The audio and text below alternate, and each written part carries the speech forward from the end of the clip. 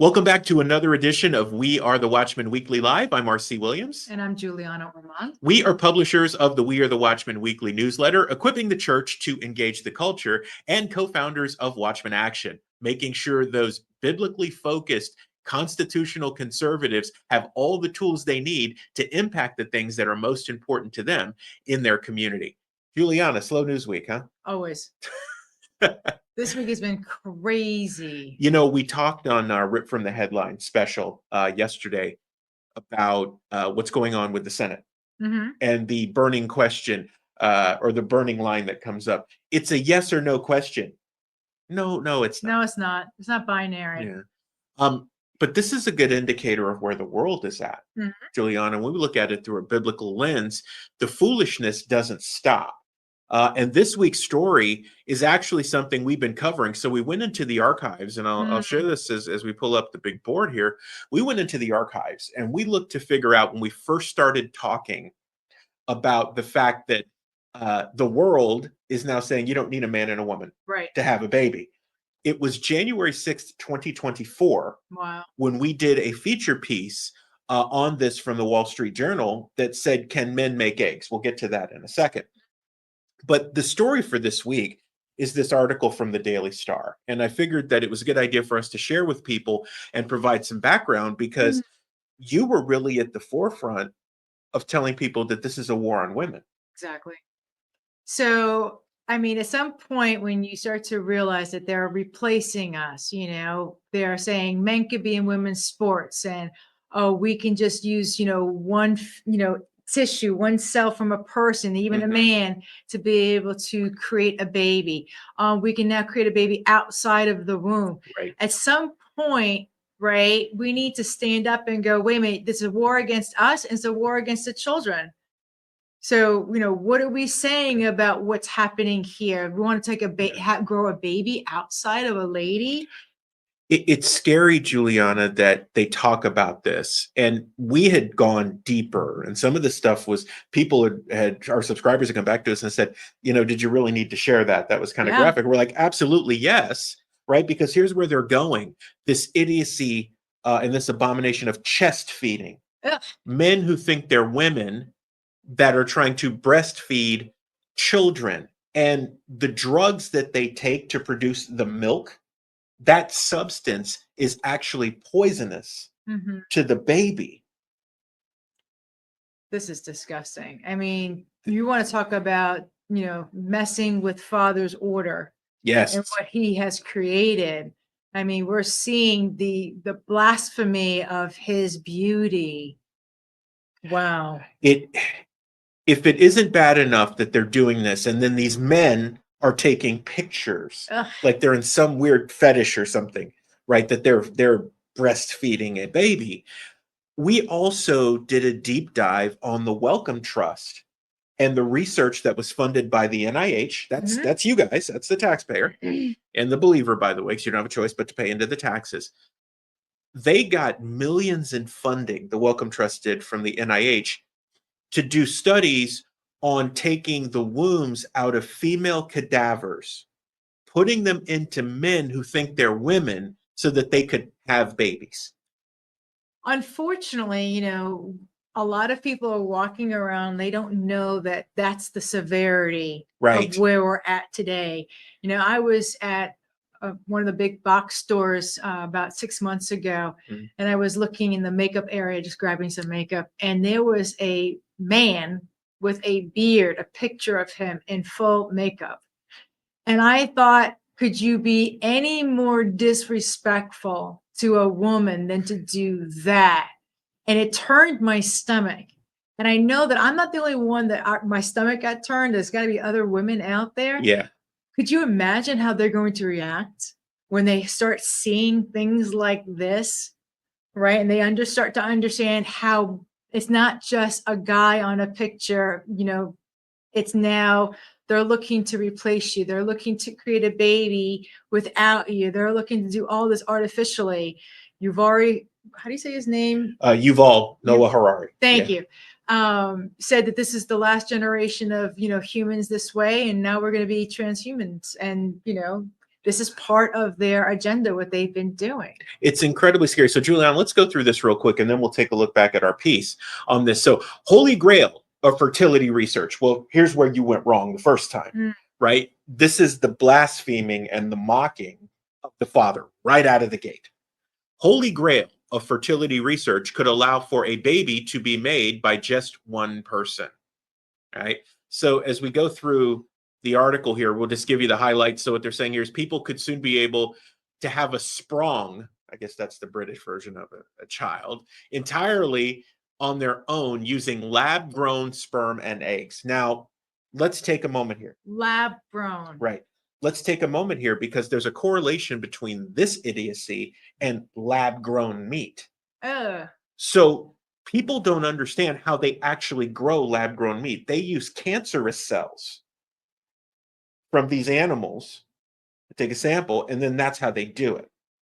So again, this logic of, oh, we can create it from this. What are they creating it from? Death, poison, pestilence, disease.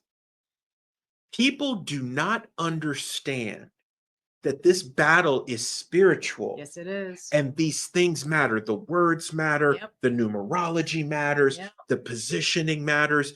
I'll say it now. If you have not seen the documentary Belly of the Beast, you need to see it. It will change the entire way that you look at Washington, D.C. But it's so true when you look at the symbolism. This is another example of that. Just as you read this, keep in your mind that it's basically honor to Baal. Right. Okay, let's go with that. So let's continue. The technology would also allow thruples, that's 3 or more people in a relationship, I guess, to have a baby in multiplex parenting. Same-sex partners to both be biological parents and remove any age barriers to having a child. Again, messing with Father's design.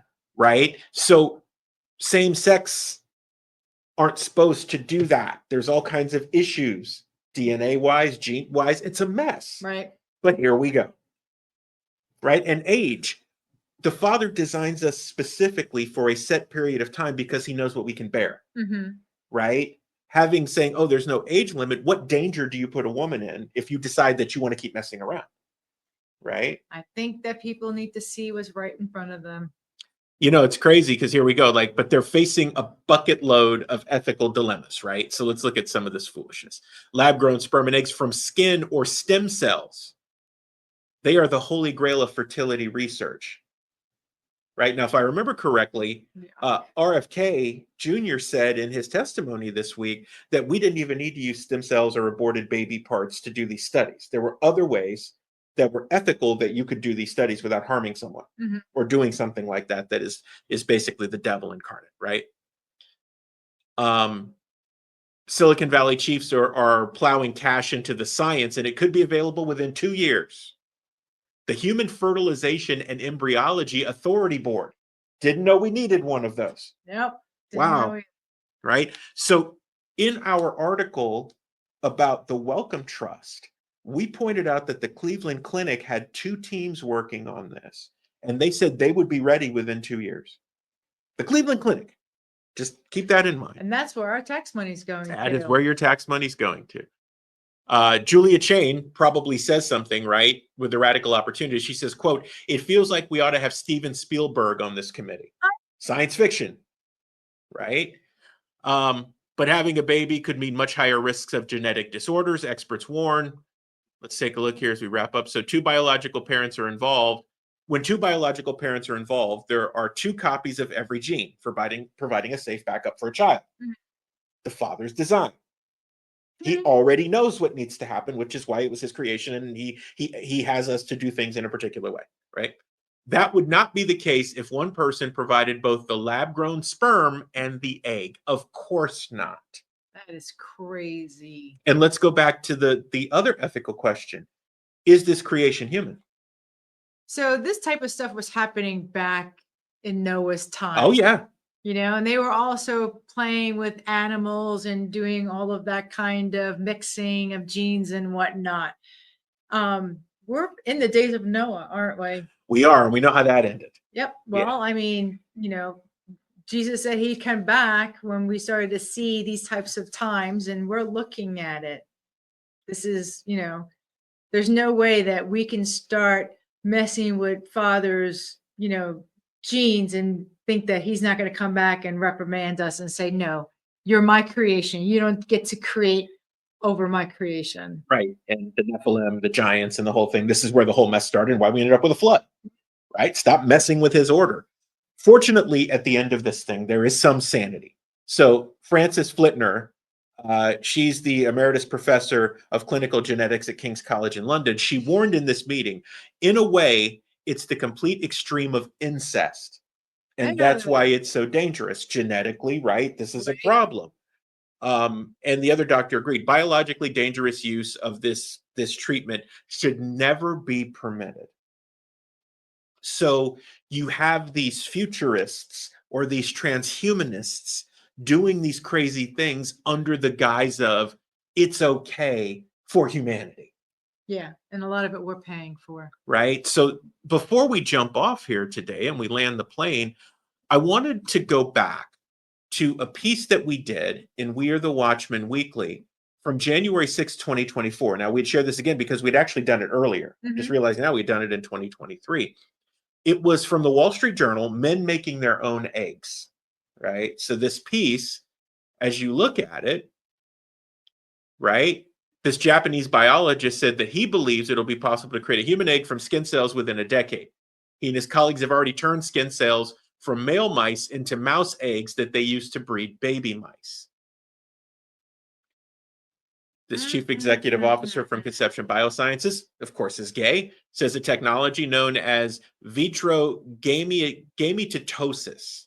or IVG, could also help male couples have biological children without anyone else's genes, echoing the desire that has driven so many advances in reproductive technologies. Quote, I want the chance to have biological kids with my partner. Where's the church saying not only is this wrong, right? But where's the soul in all of this, right? When you come here, you have a soul, you're coming from the Father. Are these people going to have that?